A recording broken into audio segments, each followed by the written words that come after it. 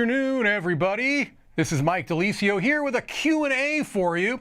And those of you that are here, I appreciate you sticking around with me. I started this a little bit late because, as you might have heard if you saw today's Board Game Breakfast, co-hosted by one Mr.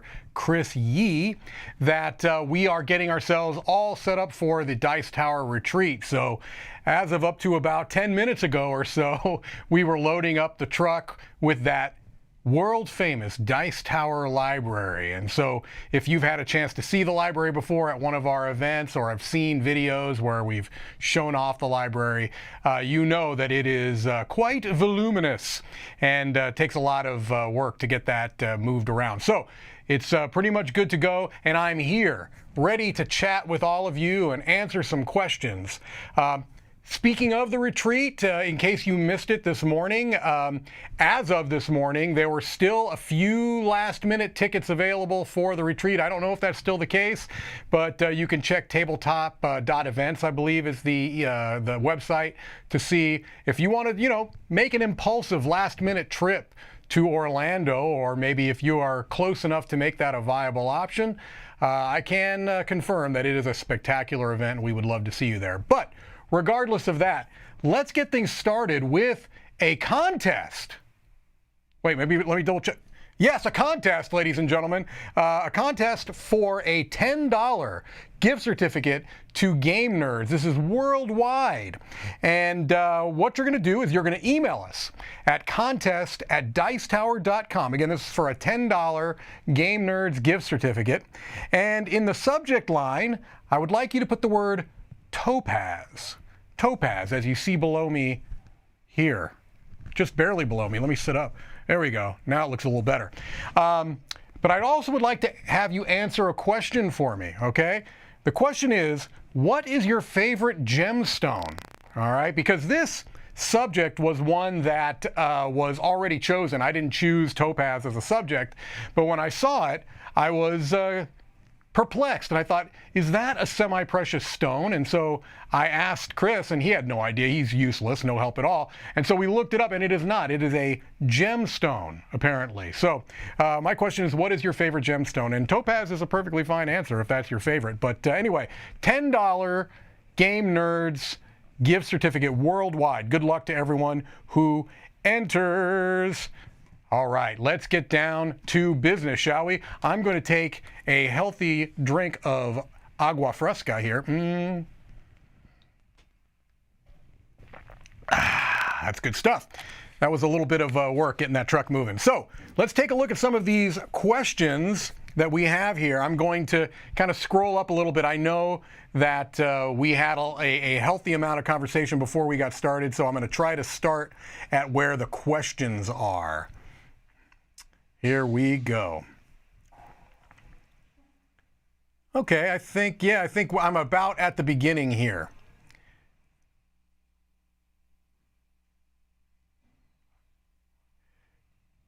Jason Dunham asks, Mike, do you prefer to be called faultless, impeccable, or beyond reproach? Well, this is a difficult choice here, Jason. I got to tell you, I think I'm happy with any of those. Any of those work.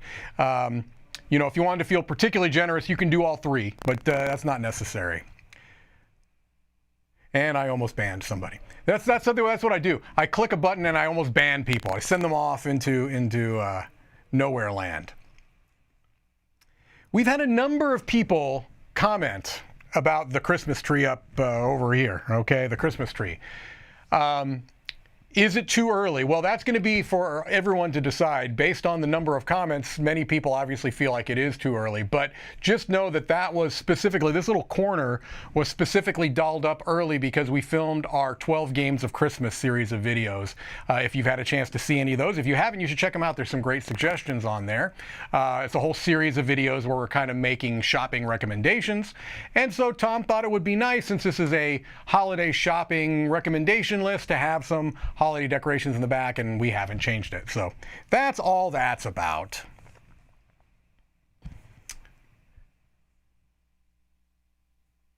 Monica, any nice new games with solo modes you are looking forward to? Always, always, always, always. I think the one that's most imminent, that I am most excited about, that has a solo variant, is Merchants of the Dark Road from Elf Creek Games. That's one that I've backed, and I think it's coming relatively soon. So I'm really excited about that. I saw a pre-production copy of it at Gen Con. It looked gorgeous, and so yeah, very much looking forward to that one. And there's a lot of games that came out recently, Essen releases thereabouts, that have solo variants I have not played yet, where I've played the multiplayer version. So like Gollum, for example, I played that multiplayer, but I haven't played that solo, and so I may check that out at some point, time permitting. I'm going to assume my sound and video is okay. Let me scroll to the bottom really quick and make sure no one's saying anything. Okay, yeah, no one is saying anything about bad sound. So okay, I'm going to go back up.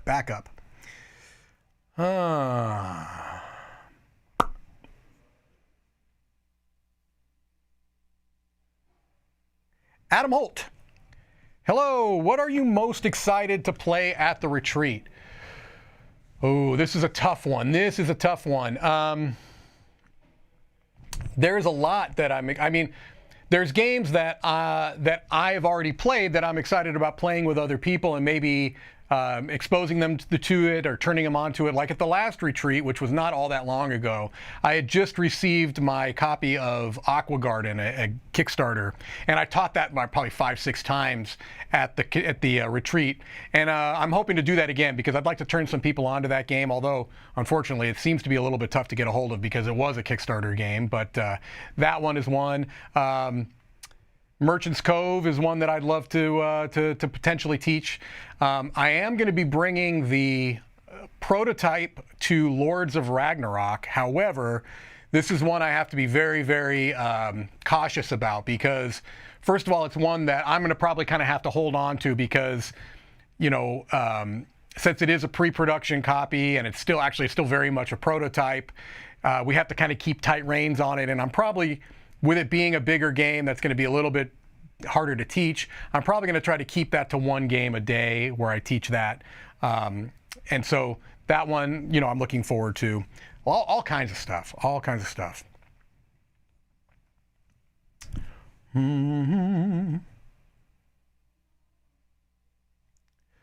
Doc Chills asks, what is the best Italian dish and why is it chicken marsala? I'm sorry, Doc Chills, I can't go along with you on this one. Number one, because Marsala typically has copious amounts of mushrooms, and I am not a mushroom fan. Now, the Marsala sauce is delicious. I mean, anything with that much butter is going to be delicious. But, you know, I tend to gravitate more towards things that are based with a good red sauce. My favorite is probably chicken parmesan or a nice baked ziti, or the lasagna that I make. I make a lasagna that I particularly like because instead, and I've probably mentioned this on a previous Q&A, so I apologize.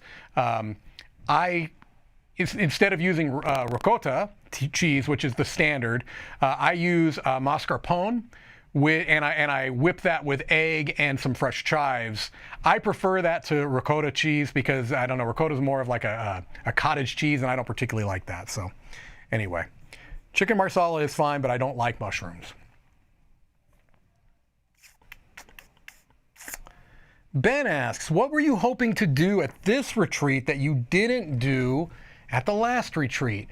I don't know because, well, I guess I kind of do know. The last retreat was in Miami, but not downtown Miami. It was kind of, you know, off away a little bit. And so I suppose at this retreat, I wouldn't mind making an excursion, a couple of more excursions into Orlando, maybe to find a nice restaurant or something like that. I wouldn't mind doing that. But, oh, and also this one is different in that my wife is coming to the Orlando retreat. And so she did not come to the Miami retreat. And so spending some time in the evenings with my wife and getting coffee in the mornings with her, I'm looking forward to doing that. And I didn't get to do that at the last retreat. Okay.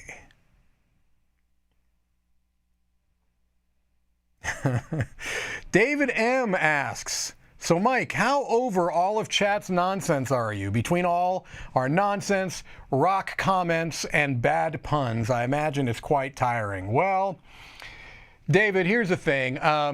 Anybody that works here at the Dice Tower learns relatively quickly that you get things, right? There are certain things that kind of become associated with you. And sometimes they're things that you're happy to have associated with you. Other times it is statistically impossible bad card flipping in Gloomhaven that get associated with you, or your age, you know, but I have to be fair with everyone in the chat or anyone who comments on Dice Tower videos about, you know, how old I am. I lean into that, right? I'm not much older than Tom. I'm really not.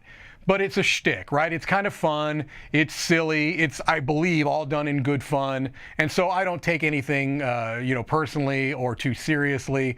You know, one of the best parts about doing live shows like this, or even our top 10s, whether they're live or not, is the interaction with the Dice Tower community. And we do have an amazing community. And every time we do one of these Q&As or live shows, that just gets reinforced how many wonderful people get involved asking questions like yourself, David. So it's all good. It's all good.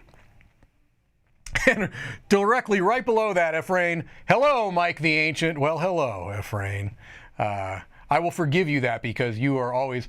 Oftentimes on the Dice Tower unboxing videos, we have a whole other channel called Dice Tower Unboxing, which understandably does not have anywhere near the reach that the Dice Tower channel has because it's just unboxings, mostly me. If there's ever a single solitary comment on there, it's almost always Ephraim, and I hope I'm pronouncing your name at least somewhere close.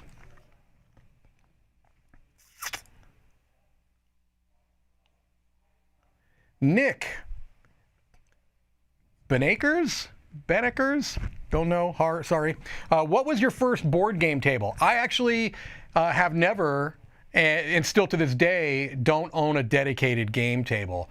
For years, my game table was a plastic folding white table circa Walmart 2014, whatever. And I just put some felt over it, just like real cheap felt. That was my game table for many, many years. It was also the game table that I used for almost all of my solo playthroughs before I began working for the Dice Tower. So pretty DIY. Then I got myself an IKEA table that was an extendable, but again, not a game table by any stretch. And I didn't even have anything to put on top of that one other than felt if I wanted to break out that old felt. Now, relatively recently, I was able to get a game topper for my IKEA table, and that's what I use now. And that, I mean, I'm going to take it back. To me, that is a dedicated game table. It's a portable version, but you know, that's my game table now, is my game topper. I'm very, very happy with it. I think, you know, it suits my needs better than good. It's great. We have great game tables here at the studio, of course, so I get to you know, benefit from those as well. Chrissy Stern asks, question, could you please teach me Merchant's Cove at the retreat? I will do everything I can to make it happen, Chrissy. I hesitate to ever make promises because things happen, but the retreat is the type of place where it's very likely we can make that happen. Like 99% we can make that happen. I taught Merchant's Cove a couple of times at the last retreat. I'd be happy to teach it at this retreat. Just think about what character you want to play.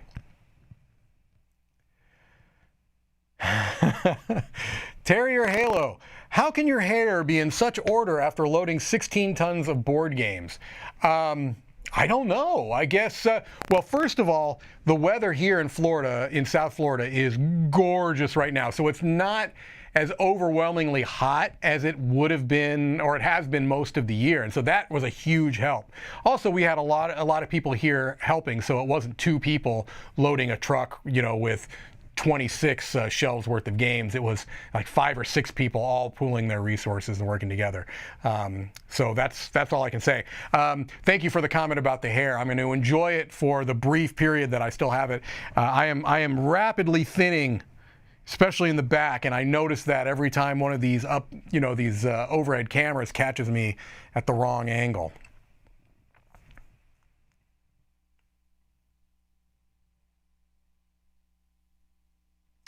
Jason asks, will Tom allow other members of the team to choose games to put into the library, say Cinque Terre? The short answer is yes. Oftentimes Tom will kind of ask, especially if it's a game that he didn't specifically review, or maybe it's one that he hadn't had a chance to play. He'll ask the person who did it, do you think that this is a game that would be a good fit for the library? And sometimes a little discussion will be had about that. He, of course, is going to make the final call on that, but he's very good about kind of listening to the advice of people that have played the game if he hasn't played it. And I do think that, speaking for myself, I try to be pretty careful about making recommendations because there's a limited amount of shelf space in there. And so I don't want to just recommend anything as something that's for the library if I don't think it necessarily is going to get played. I do believe Cinque Terre is in the library. I'm almost sure it is. So I don't think we need to recommend that one. I think it's in there.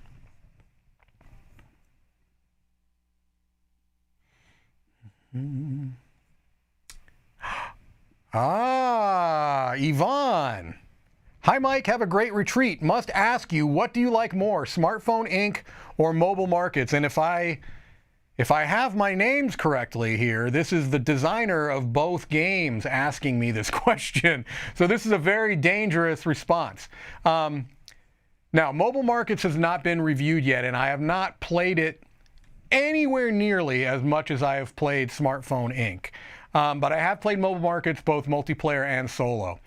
I'm going to tell you, Smartphone Inc. has been in my top 10 of all-time games here over the last couple of years. I adore it. The fact that I cannot answer you definitively right now after only a few plays of Mobile Markets tells you how good I think that game is. I don't want to spill too much before a review comes about, because whether I'm involved in that review or not, I'll definitely make my thoughts clear about it. Maybe if I'm not in the review, I would do it as part of a rapid fire roundup. But I will tell you, my first impressions of Mobile Market are exceedingly positive. And the thing that I like about it is that it has aspects of familiarity. So in other words, anyone who has played Smartphone Inc. is going to have some contextual familiarity with the game. However, it very much feels like its own game. You can, inevitable question, do you need to have both? Need is not the right, I have a hard time answering that question. Could you make an argument for having both? Absolutely. They are very different feeling games. Smartphone Inc. is much more of a macro level game where you are, playing with a world map, and Mobile Markets is much more of a micro where you see the actual individual customers that you are selling phones to. So that's a game I'm very excited. People have been asking, what's a game you want to play at the retreat, you want to introduce people to at the retreat? Mobile Markets is one I expect to be teaching a lot at the retreat. So I know one copy is there. I believe we're having a second copy brought. I'm not positive about that, but I imagine that's going to be a game that is out on a table consistently.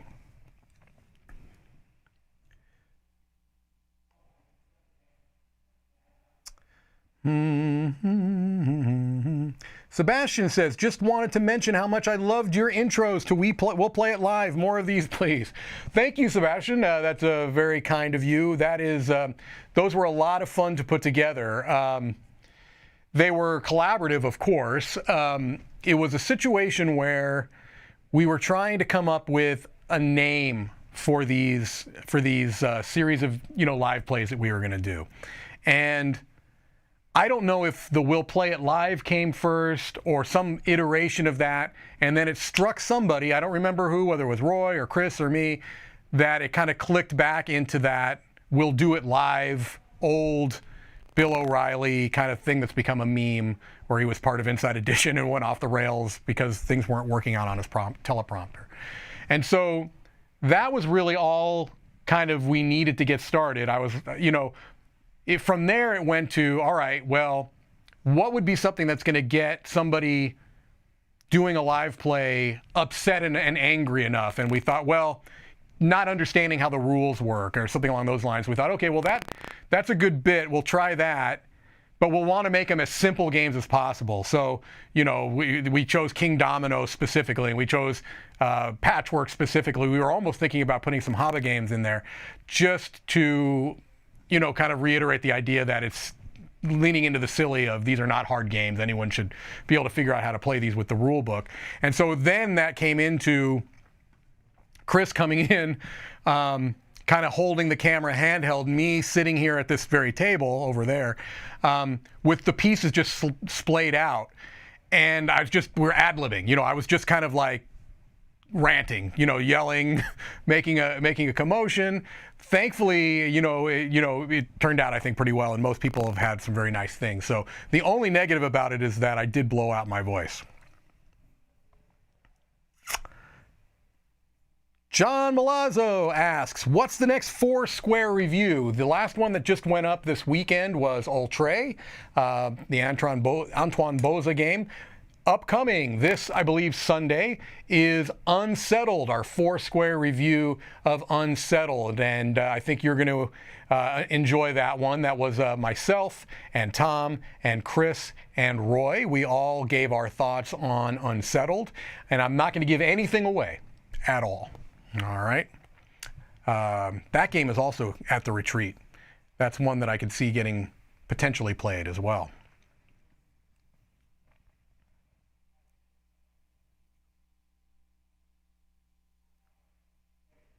Sarah asks, which European countries would you like to visit? Gosh, the short answer is all of them, and I mean that legitimately. I don't know that there's a European country I would not be interested in visiting, but that's kind of cheating. My number one would be Italy, because I have, you know, family in Italy, and I've got, you know, heritage there. And then kind of right behind that probably would be Norway for similar reasons. My mother's side of the family is Norwegian, but I'd love to go to all of the northern European countries, you know, the Sweden and Norway and Finland and you name it. I mean, honestly, I'd love to take an extended European trip, you know, many years down the road when I'm retired, but who knows? I'm still not used to this removal and replacement of glasses. I'm not used to it.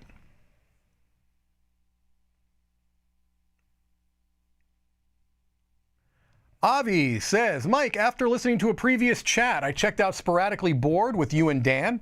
After blazing through the entire back catalog, you've become one of my favorite voices in the industry. Wow, thank you very much. That's very nice of you. Yes, Sporadically Bored is a podcast that I do with Dan Hughes of Dan and Cora fame, although I hesitate to use the word fame. He's also a co-designer of Cora Quest with his daughter Cora, a fantastic dungeon crawl game, family dungeon crawl game that was very successfully kickstarted and is going to be hopefully fulfilling to backers soon. Yeah, it's a podcast that we started a few years ago, and it's called Sporadically Bored because we don't have a regular release schedule. We called it Bored because it was supposed to be about board games, but more often than not, it has very little to do with board games. I've got to be honest there. We go off on various tangents, and we usually find a way to spend 2.5 hours talking about very little. But thank you for the kind words. What has been your favorite video or series to participate in? That's really tough to answer. Really, really tough. I love doing the top 10s. Those are probably my favorite, although it depends on the topic. Some of the top 10s are easier to do than others. So a top 10 where I feel like I have a lot to say about all 10 of my choices and I'm really passionate about them, those are great, especially when it leads to some fun table talk with the other people that are involved in those. Those are great. I have enjoyed the live plays quite a bit. Those have been a lot of fun. I've been enjoying we've only done unofficially 2, officially 1. The Pirate Board Game Breakfasts have been, speaking of Dan Hughes, those have been a lot of fun, and I'm looking forward to doing more of those with myself, Dan, and Chris. Boy, they're all fun. The Marbles it's very much its own beast. You know, Marbles, I'm fulfilling a very different role there. I'm doing scorekeeping and color commentary, and every so often I've become this professor character that came about. I don't even remember how that came about, and now it's become a thing. So they're a lot of fun.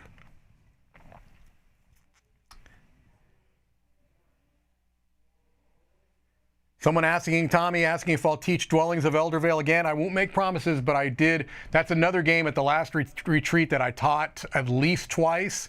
Oftentimes, if I'm teaching Dwellings, I'll teach it but not actually play in the game, just because, you know, that's an extended period of time. Unless I've got a big chunk of time that I have nothing going on. It's possible, but I will try. I will try, Tommy. I will try.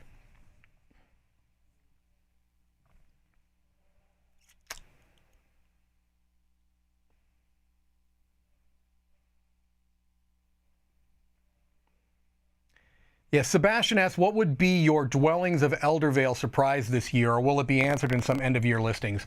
Yeah, that's one I'm going to hold off on, just because we're going to have, you know, during the Winter Spectacular, we're going to be doing many top 10 lists, and so end-of-the-year lists, favorite games of the year, and we're also going to have our surprises of the year.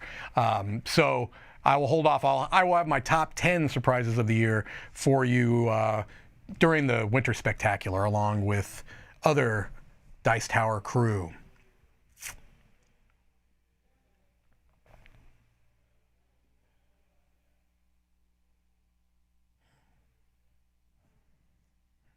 Let's see, lots of good questions. I want to try to make sure I go through as many I can.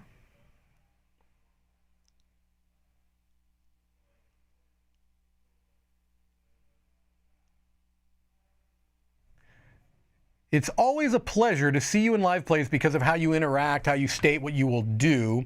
Were you always like this, or did you start doing this since Dice Tower? Again, thank you for the kind words. I really appreciate that. I want to lower this just because I feel like it's... There we go. I started doing the solo live. They weren't live. I did solo playthroughs. And I think that came about because I was a high school teacher for just about 20 years. And so one of the things that I think kind of came naturally to me while I was doing these solo playthroughs was kind of expressing what was going on, the mental processes going on at any particular time. And I think that came about from being a teacher for so many years, because you're spending a lot of time analyzing the way people think, the way people learn, different learning styles, different, ways of looking at a particular, problem, issue, event, whatever. And so I think when it came to live plays, I didn't really do live plays before I started working at the Dice Tower. I don't know that I did one before that. I think that's just an extension of kind of what I do already. And also, I try to do it in a way where it's entertaining and as much as it can be, but we're not trying to necessarily usually teach people how to play the games during live plays. Hopefully you get an idea, and the more that you are kind of expressing what you're thinking while you're doing it, the better that makes it, I think. But there's that balance between getting lost in the weeds of teaching the nuts and bolts and still keeping things snappy and entertaining for people that are watching. Hopefully we strike a good balance with that. Tommy asks, just played Dinosaur Island Raw and Right solo. Have you tried it yet? If so, thoughts? I have indeed, and as a matter of fact, I believe tomorrow my review for Dinosaur Island Raw and Right goes up. It is the multiplayer review, however. I did not focus on the solo mode there. I have played the solo variant of Raw and Right. I may end up reviewing that as a solo game later, so I won't go into a tremendous amount of detail other than to say that I did enjoy my experience. I need to play it a few more times solo if I am going to review it strictly as the solo mode, but I did enjoy my first experience with it.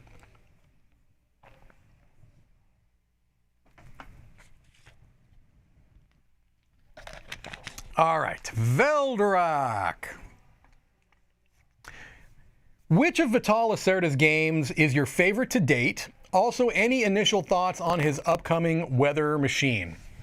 All right, well, first of all, we know that here at the Dice Tower, the established Vital Lacerda go-tos are Chris and Wendy. But I have played a number of Lacerda games. I've played CO2, I've played The Gallerist, I've played Lisboa, I've played Mercado de Lisboa, and I've played, what's one other one that I'm not remembering? I'm missing one. Regardless. Lacerda is a designer that I highly admire his designs. Very much. Brilliant designer. The games are oftentimes too much for me. They tend to feel more, sometimes like work. That's just for me, okay? I want to put that out there. Just for me. Of his games, I think my favorite is probably CO2, with The Gallerist a very close second. Those two could flip-flop. Lisboa didn't do much for me. I actively disliked Mercado de Lisboa, although that's kind of an outlier. That's a co-design and it's a much smaller game. What is the game that I cannot think of for the life of me? Anyway, I'm not going to get too caught up with that. Weather Machine looks amazing because, like almost all of these deluxeified Eagle Griffin Lacerda games, it's got the art and graphic design by Ian O'Toole, who is brilliant and makes everything look amazing and enticing, and you want to play it even if you're afraid of it. And so I like the theme of Weather Machine a lot. I like the look, what I've seen of the board. It looks very overwhelming to me. So I don't know. Will I play it? Perhaps, if it's taught to me by somebody that feels like they can nail that teach. Maybe, but we'll see. Cautiously optimistic that it's great, but I don't know.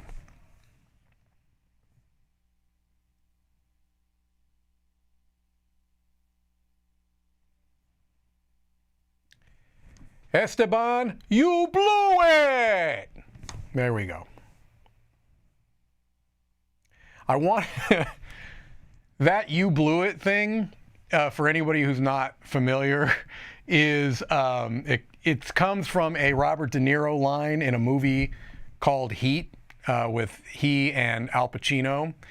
And I wanted to show a couple of people here at the office where it came from because they weren't familiar with it. And then I listened to it and didn't remember that was surrounded by a fair amount of profanity. So I don't necessarily recommend that you look up where that came from.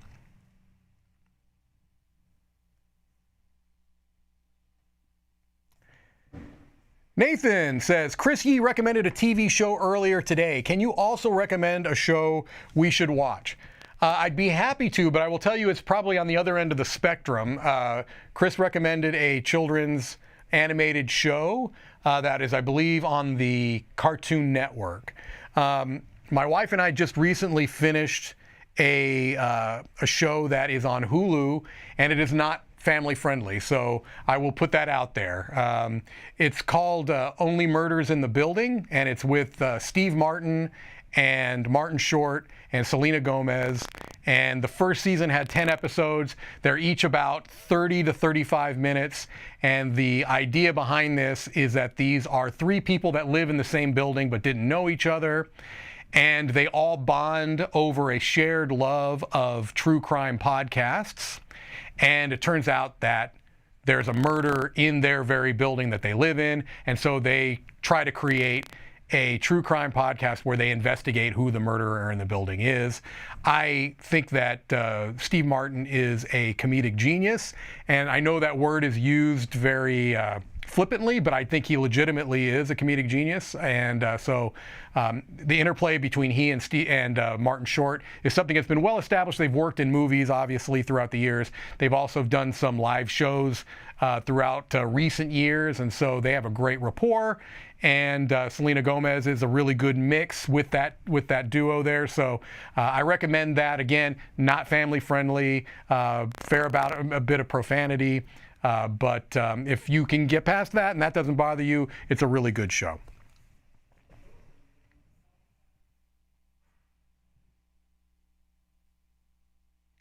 I'm only putting this up there not because Tom is saying something very nice, but I find it hilarious that Tom is asking for skincare tips. Skin has been probably my biggest insecurity my whole life. I grew up with really severe acne, cystic acne, and so I still get blemishes and pimples and such, and I'm 50 years old, and so hopefully if my skin looks okay now at this age, it's because my skin is so oily that it is not, you know, leathered up and looked like the Marlboro Man or whatever, although I guess maybe that's appealing to some people. But anyway, I find that funny just because I've been so insecure about my skin my whole life. Maybe these later years I'll be okay with that.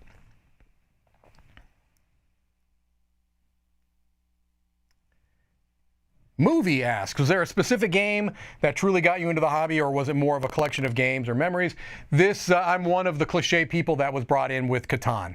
At the time, it was known as Settlers of Catan, and I was introduced to it, blew my mind, had no idea games like that existed, had never heard of a Victory Point, had no idea that there were games like that. I had played, you know, the standard Monopoly, Clue, Sorry, things like that. So that's the game that got me in.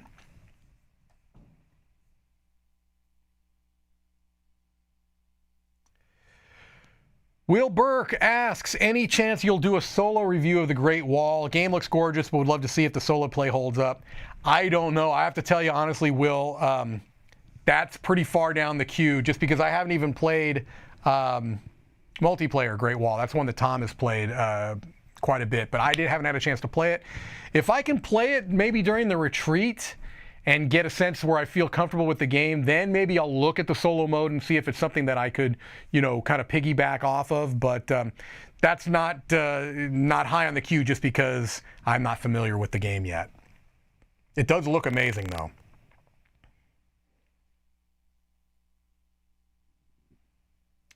Jamie asks, do you ever play a solo mode or variant before multiplayer? Yeah, quite often, actually.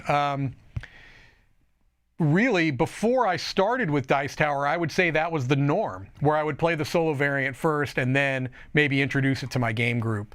But here at the Dice, since I've been working at the Dice Tower, it's more often that I play it multiplayer and then we'll play the solo variant, but it still happens. It still happens quite frequently where I'll play the game solo first and then play it with other people.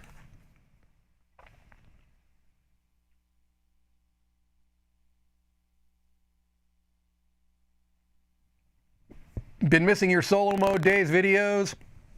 Any plans on solo playthrough videos down the road? There are plans. I think I mentioned this on my last Q&A. I still have this plan of doing a live solo playthrough kind of show, a semi-regular show, where I do that. It just timing has not worked out because we've been very, very busy this last half of the year with retreats and other conventions and just a lot. We've had a lot of stuff going on, and so I have not been able to really dedicate the time that I would need to get that show up and running. It's in the mental pipeline, though. Are you a better talker or listener? My guess is I'm a better listener than I am talker.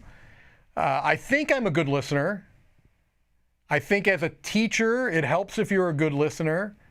I had to develop very particular talking skills as a teacher that I think that grew over the years. And I think I got better at a very particular type of talking that's not necessarily the same as just an interpersonal talking between, you know, friends or acquaintances or even strangers for that matter. Yeah, I think probably a better listener, but I have developed very particular talking skills just from all the years of teaching. And from doing this job, too, for that matter.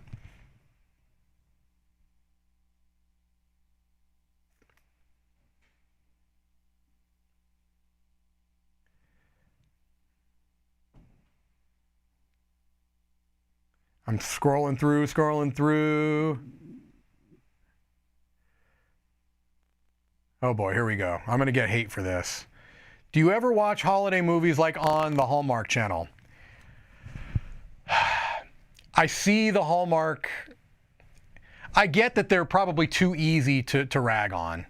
I get the impression that, especially now, they're more self-aware than maybe they were when they first came out, because some of these movies are so preposterous in their premise and titles that they have to be self-aware how ridiculous some of these are.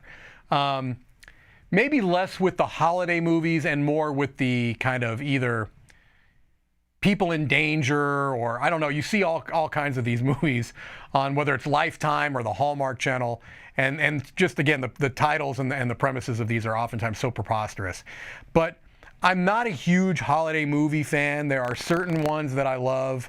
I love Christmas Vacation, National Lampoon's Christmas Vacation. I love Planes, Trains, and Automobiles. But again, as you can see, those are probably not the most traditional of holiday movies. I did grow up watching, you know, mostly the animated ones, the Rankin Bass kind of, you know, Frosty the Snowman and Rudolph the Red-Nosed Reindeer and those. And I still have some nostalgia for those. But as, you know, my kids are old enough now that they don't really want to watch those. And so I was rewatching those through their eyes for a while, but now not so much. Not so much. Sorry. I guess I'm a curmudgeon in that way.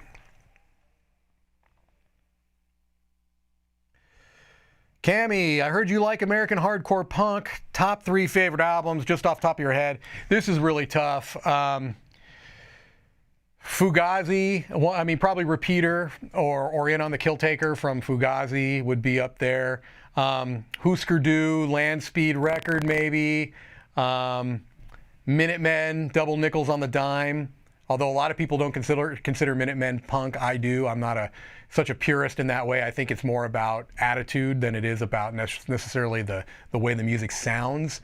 So you were talking about American bands, and those would probably be, just, you said off the top of my head, there's a ton that I'm forgetting and that are going to annoy me because I'll have forgotten them. Sonic Youth, you could put them in there too. But anyway, those are the top 3 off the top of my head.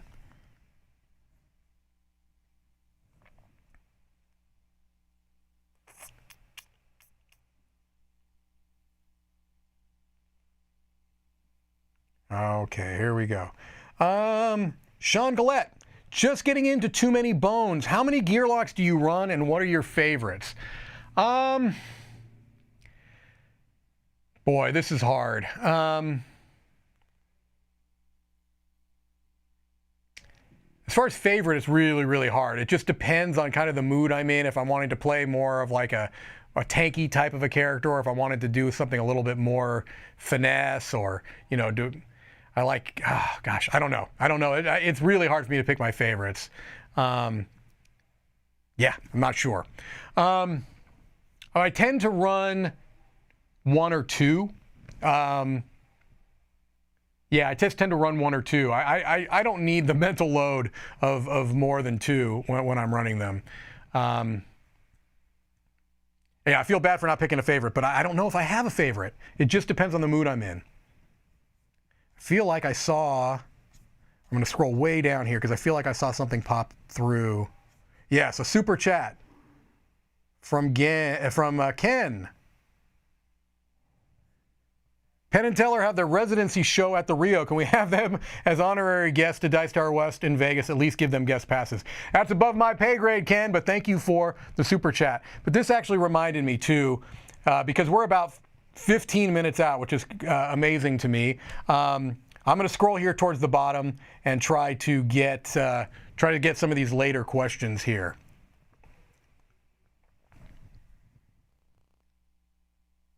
Here we go. People talking about Christmas movies. Oh, this is probably Chris here. Must know Mike's opinion on Elf, the one and true holiday film. Yeah, it was good. It was good. I enjoyed it.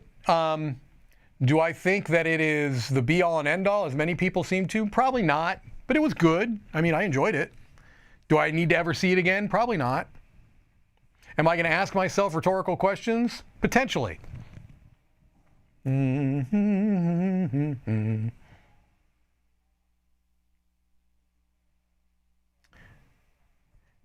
Connor, have you seen the new Dune film? If so, how was it? I did. I saw it with a number of other Dice Tower crew. I thought it was fantastic. Absolutely fantastic. I thought that it did a tremendous job of telling a very difficult story to tell in a film medium. As many people have, talked quite a bit about how they felt like the David Lynch film was a failure. I don't know that I would go too far. I think that he had a very specific take on that story, and that take didn't work for everyone. I thought it was fine, although I had some issues with that particular telling of the story. I'm 100% on board with this one. There were some people that I had heard some arguments before I went and saw it that said they thought the film was slow. I don't get that at all. I didn't feel like the film was slow. As a matter of fact, since it's really only half of the film, when it ended, I would have been ready to sit there and watch another 2.5 hours right away. I really enjoyed it. I thought it was very, very well done.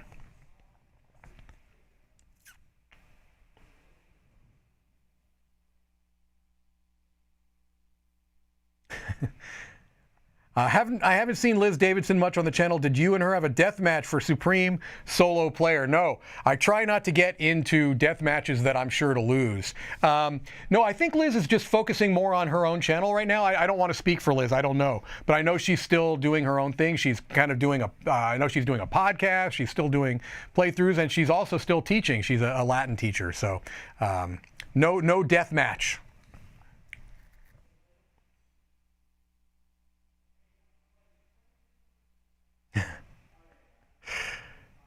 Bruce, you're often accused of being a fanboy for certain publishers. Out of Stonemaier, Leader Games, Cosmodrome, and the rest of the guys tease you about, which is the one that gets you most excited? You could also add Garphill to that. Look, there's no publisher that is 100% for me. Okay, as far as every single game they've released has been one that I've been 100% over the moon about. But, there are certain publishers / designers. Oftentimes these are, publishers that also have like the designer that started it. I know in the case of Stonemaier, Jamie Stegmaier, was responsible for a lot of the designs within their publishing house. Garphill, Shem Phillips did most of the early ones, although now that's branching out a bit more. Look, it just happens to be that there are certain designers I tend to jive with more. There are other designers like Bruno Catala, who I also tend to like most of his games, but he doesn't work for one particular publisher more than another. He's kind of all over the place. I like a lot of Reiner Knizia games, but he, also publishes some stinkers. So I'll take good-naturedly the fanboy handle. It's not really accurate, I don't think, but there are some designers that I kind of jive with more. Their designs just tend to fit my tastes more.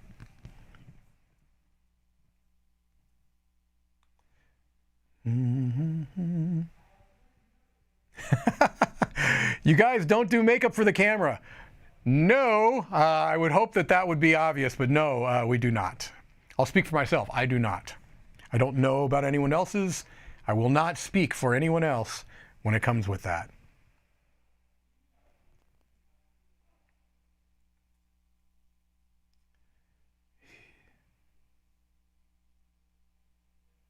Let's see. Still looking. I'm looking for more recent questions, trying to go backwards.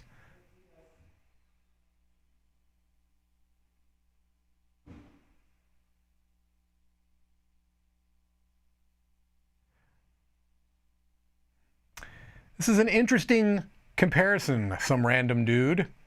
Vital Lacerda is like the Wes Anderson of board games. Absolutely amazing from a technical and cleverness level, and beloved by those who like him, but not for everyone.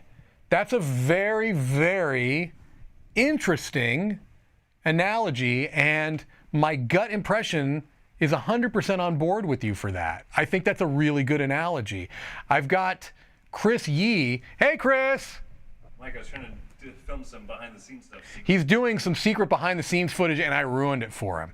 Ruined it. Deal with that. All right. Yeah, I think that's a great comparison, actually.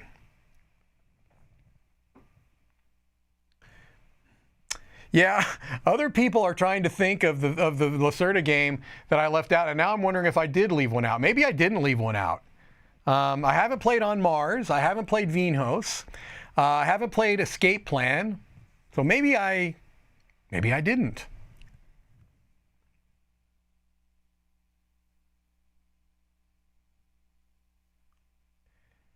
Name an older game, like pre-2000s, you would like to see a solo mode for, Monica.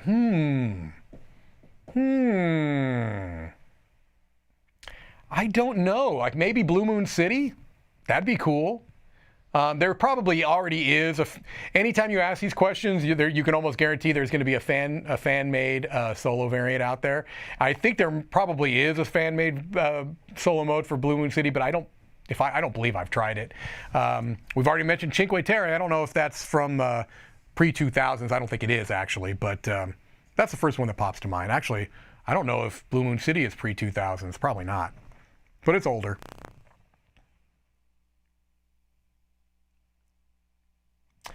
Do you find, Nathan, I've noticed that you are judging how successful this Q&A is by the number of your questions that I've responded to. So I'm trying to get this, you know how on Eurogame tracks, you're trying to get to the top of a particular track, and then once you've reached the top of the track, you do something to raise it more and it gives you victory points. It's like you go up here and you're going to get particular cards or resources, but when you get to the top, you just get straight points. I'm trying to do that. Do you find games that you play usually last longer or shorter than the time listed on the box, or is the box correct? I tend to find that they are going to last longer. However, many times that's because I'm playing, just the nature of how I play games is that I tend to play new games more often than not. I will go back and play old favorites, or I'll play a game, a number of times if I know I'm going to be reviewing it. But oftentimes I find that if there's going to be a discrepancy, it's going to be on the long end, that games are going to take longer than they say on the box. Also, that's so group and player dependent. Not every player plays at the same pace. I can tell you, I played a game of Gingerbread House by Phil Walker Harding that took over an hour and a half. That game's not meant to take over an hour and a half, but there are some people that you might play with that are very deliberate in their turn taking, and so that can change that.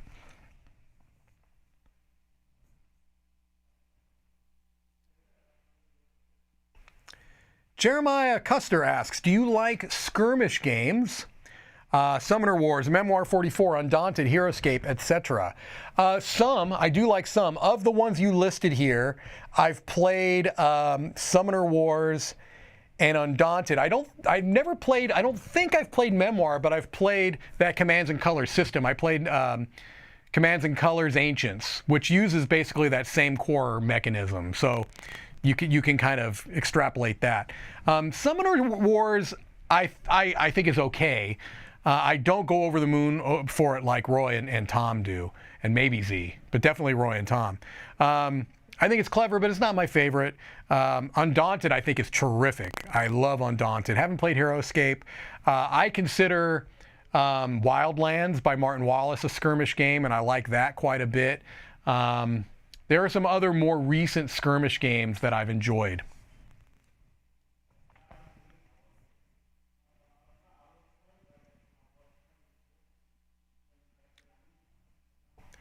Curious about your retreat status. Hug, fist bump, keep your distance, please. I think what I did for the last one, and I'll probably do for this one, is the fist bump. I think that's a good compromise. I'm not necessarily anti-hug, but I'm also not somebody that their first move is to go in for the hug. I'm not keep your distance, although I have nothing, I understand that people have their different comfort levels with social interactions, but I'm a fist bump type of guy.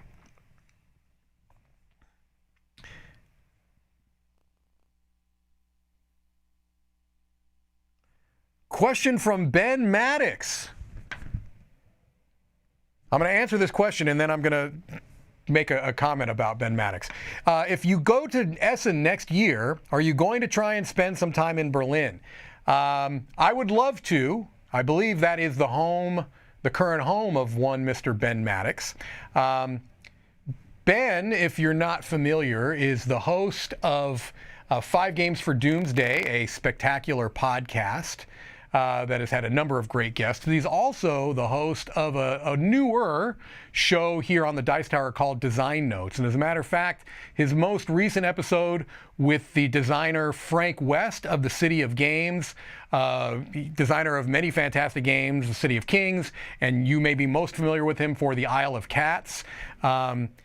Fantastic show. He's had great guests on in the past. He's going to continue to have great guests. If you have not checked out those Design Notes shows, or you have not checked out 5 Games for Doomsday, you absolutely need to do that. Ben is a fantastic host. Ben and I were supposed to meet each other in person for the first time a couple of years ago, pre-COVID, and unfortunately there was a snafu on his end at the airport and we weren't able to meet each other. So one of my big kind of regrets is that when I went to the UK for a small kind of private gaming convention, I didn't get to meet Ben there in person. I was planning on it and looking forward to it. And I was very much looking forward to having a cold beverage with Mr. Ben Maddox, and I'm looking forward to doing that again. Although I don't know if the beverage I'm thinking about is usually drunk cold in Berlin. I don't know.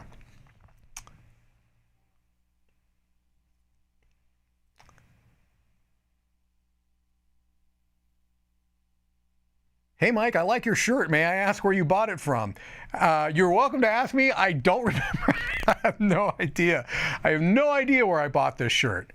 Maybe Kohl's? I don't know. Okay. Jeremiah Custer asks, what recent Kickstarter are you excited about the most?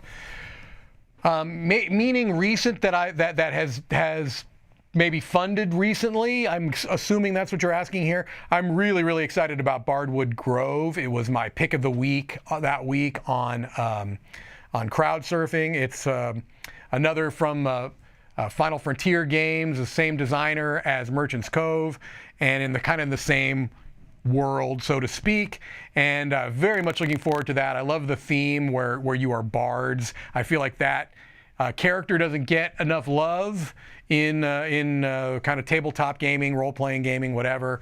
So I'm very much looking forward to that. Lords of Ragnarok is another one, but I've played that one.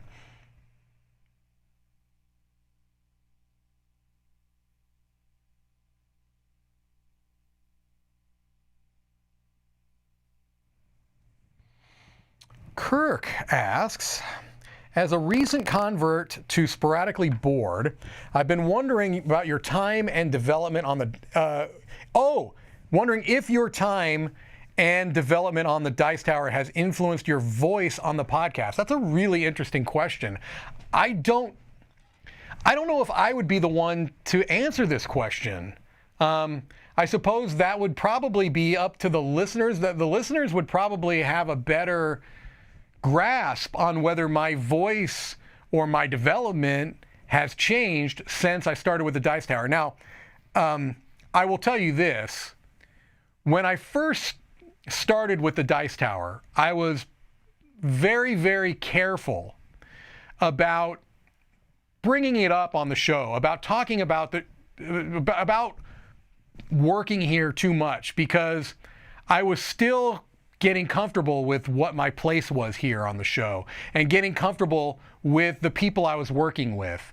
And so I think, if anything, I was being very reticent to talk about too much, about talking about people without their knowledge. And I'm still careful about that, I think. I don't want to talk about people, without them being aware of it, if I can help it, in most cases. So I don't know. I haven't listened to old episodes of Sporadically Bored in a while. I know the show has changed over the years. It is sometimes purposely, and Dan and I have made conscious decisions to kind of shift things, and we've made some stylistic choices on a very deliberate level, and then there are other things that have just kind of evolved over time. So I don't know. It's an interesting question, but again, I don't know that I'd be the best one to answer this. Oh, we're at 1:30 already. Let me see. I'm going to scroll here towards the bottom and see if there's any last second ones I can pick up.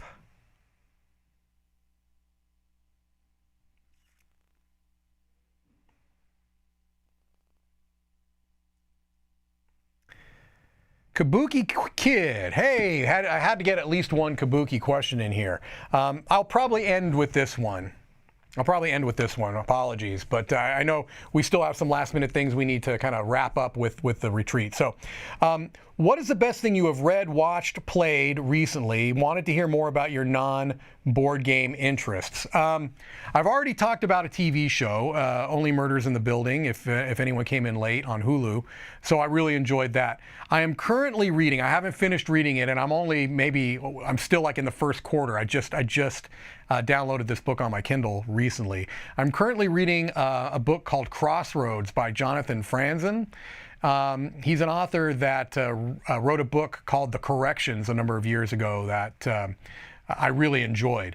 And so, again, I'm only maybe a quarter of the way into this book, Crossroads, so far, but I'm really enjoying it. It is really more a series of character studies so far. It's not... Right now, it doesn't appear to be a heavily plot-driven novel. It's more a character-driven novel. But the characters that I've been introduced to so far are compelling, and so I'm interested to see where they go. Also, this is a book where each chapter is being written in the voice of the individual characters, and I think that's a really tricky thing to pull off. So far, it's been really good. It has not felt jarring or too heavily affected, which oftentimes happens where I think an author is trying to write in a particular voice. Sometimes they lean too far into the affect, and it can be jarring. It's like, I want to make sure you know this is a different character. This is being done much more subtly, and I appreciate that. It's not being written in like a first person. It's still in a third person, but again, it's done from the point of view of a particular character. So far it's being done very well. It's being done subtly, and I've been enjoying it. So that hopefully will help with that question. All right, well, everybody, it's been real. I always love having these Q&As. We have some awesome questions as always, and apologies as always for not being able to get to more of the questions. Hopefully I answered a nice swath of them. If anybody is going to make it out to the retreat, I cannot wait to see you in a couple of days. And if you can't make it to the retreat, that's okay. Hopefully you can still have a fantastic week, and maybe we'll catch you at another retreat or convention, whatever the case may be, at some time soon. Reminder that there was a contest at the beginning of the Q&A for a $10 Game Nerds gift certificate, so scroll on back if you didn't check that and check that out. But until next time, this is Mike DiLisio signing off from Dice Tower headquarters. Goodbye!